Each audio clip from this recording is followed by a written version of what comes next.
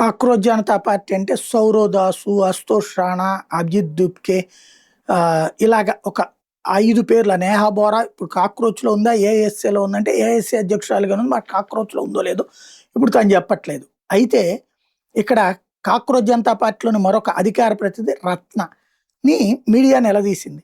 ఏవండీ, పంజాబ్‌లో paper leak జరిగిందని చెప్పి కోర్టే తీర్పిచ్చింది. మీరెందుకు యాజిటేట్ చేయట్లేదు అని. ఇక్కడ ఆ పంజాబ్ వీళ్ళని వెంటాడుతుంది. జార్ఖండ్‌లోనేమో ప్రొటెస్ట్ చేయకుండా మద్దతన్న ప్రకటించారు. పంజాబ్‌లో ప్రకటించడం కూడా ప్రకటించారు. ఇదేంటంటే ప్రజలు మా మీద ఓవర్ ఎక్స్‌పెక్టేషన్ పెట్టుకున్నారు.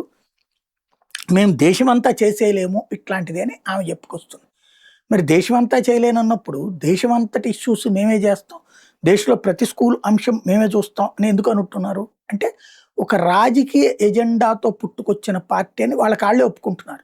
కాంగ్రెస్‌కి ప్రత్యామ్నాయంగా ఆమ్ ఆద్మీ పార్టీ అనుకుంటే, ఆమ్ ఆద్మీ పార్టీని జనం నమ్మడం మానేసి, మళ్ళీ కాంగ్రెస్ ప్రధాన ప్రతిపక్ష స్థానానికి వచ్చి, ఆమ్ ఆద్మీ పార్టీకి ఎంపీలు కరువవుతున్నటువంటి దశలో కొత్త ఎత్తుగడే కాక్రోచ్ జనతా పార్టీ అన్నది స్పష్టమైపోతుంది.